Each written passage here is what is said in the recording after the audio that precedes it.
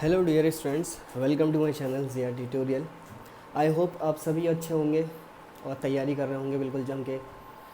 इस वीडियो में हम बात करेंगे क्वेश्चन नंबर 6 की, जो कि है एक्सरसाइज 4.2 से, और चैप्टर है linear equation in two variables, class 9 की किताब। तो इसमें दिया गया है कि इफ़ वर्क डन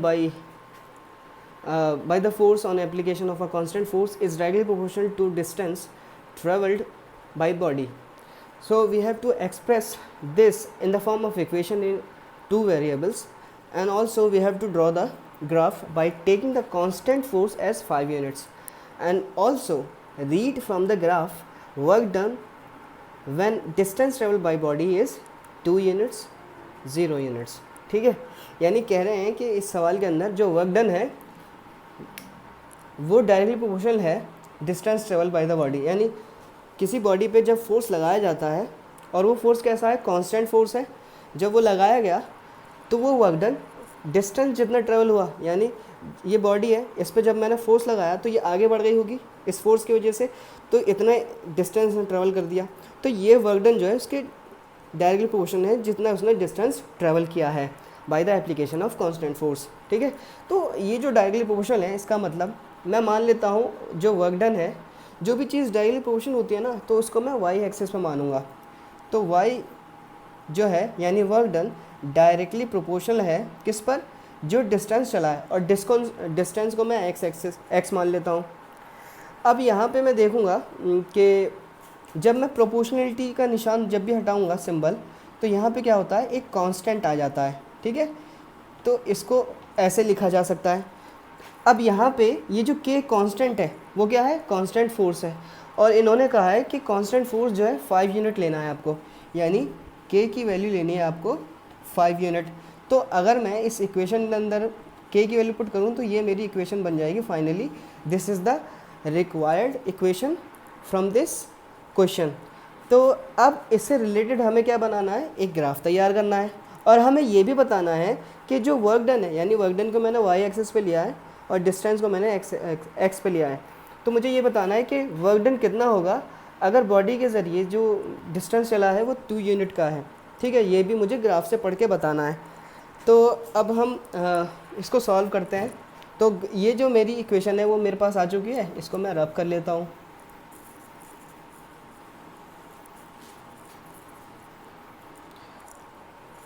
तो ग्राफ बनाने के लिए क्या होता है, हमें कम से कम 2 सॉल्यूशन चाहिए होते हैं। 2 सॉल्यूशन चाहिए होते हैं, इसका मतलब क्या है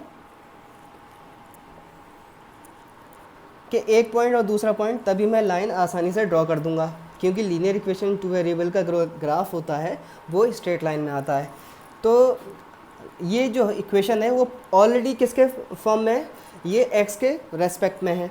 ठीक है, अब मैं सिंपली क्या करूँगा, एक्स की अलग अलग वैल्यू लूँगा और उसको पुट करूँगा और पता करूँगा कि मेरी जो वैल्यू है वाई की वो क्या क्या आने वाली है एक्स की अलग अलग वैल्यूज़ पे। तो अगर मैं एक्स को 0 मान लूँ और इसके अंदर पुट करके देखूँ तो मुझे वाई की वैल्यू 5 0 से 0 होता है, यानी एक्स की 0 वैल्यू पुट करने पर वाई 0 मिल जाती है। अगर मैं एक्स को 1 मान लूँ और यहाँ पुट कर दूँ इस इक्वेशन के अंदर, तो मुझे पता है 5 1 5 होता है, यानी 1 पुट करने पे y की वैल्यू 5 मिल जाती है। तो मुझे 2 सॉल्यूशन मिल चुके हैं, एक 0,0 और y,5। अब मैं आसानी से इसको यहाँ पे ड्रॉ कर सकता हूँ और इसका ग्राफ बना सकता हूँ। तो मैं ले लेता हूँ, सबसे पहले स्केल सेट करता हूँ अपना, क्योंकि वैल्यूज़ बड़ी छोटी छोटी सी हैं, इसलिए मैं 1 यूनिट को 1 सेंटीमीटर मान लेता हूँ। अब इतना सपोज़ करने के बाद मैं आगे चलता हूँ, 1 2 3 4 5 6। ठीक है, और यहाँ पे नंबरिंग कर देता हूँ मैं, 1 2 3 4 5 6। नंबरिंग करने के बाद अब यहाँ से मुझे देखना है कि 0 0 कहाँ पे आएगा। जाहिर सी बात है 0 0 ओरिजिन पे ही आएगा, क्योंकि ओरिजिन के कोऑर्डिनेट 0 0 होते हैं। इसको मैं मान लेता हूँ पॉइंट ए। ठीक है, 1,5 जो है, तो x में कितना है 1 और y में कितना है 5। तो इसका मतलब क्या है, मैं इसको थोड़ा सा ऐसे करते हुए ले आऊँगा और यहाँ देखूँगा जहाँ पे ये इंटरसेक्ट करेंगे, यानी 1,5 जो है यहाँ पे आ रहा है, इसको मान लेता हूँ मैं पॉइंट बी।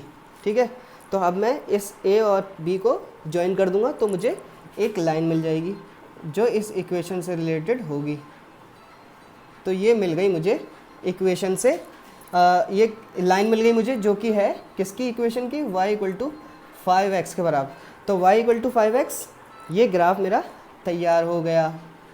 ठीक है, अब ग्राफ बनाने के बाद मुझे ये भी बताना था कि अगर बॉडी 2 यूनिट डिस्टेंस ट्रेवल करती है तो मेरा वर्क डन कितना होगा।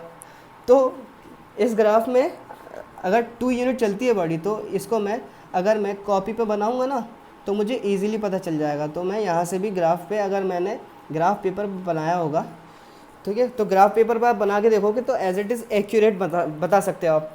तो मैं इसको सिंपली यहाँ से बताने की कोशिश करूँगा, जो कि है y इक्वल टू 5x। ठीक है, इसका मतलब क्या है, ये जो है मेरी x की वैल्यू 2 है, इसके अंदर पुट करूँगा तो मेरी वर्क डन कितना आएगा, मेरा 10 यूनिट आएगा।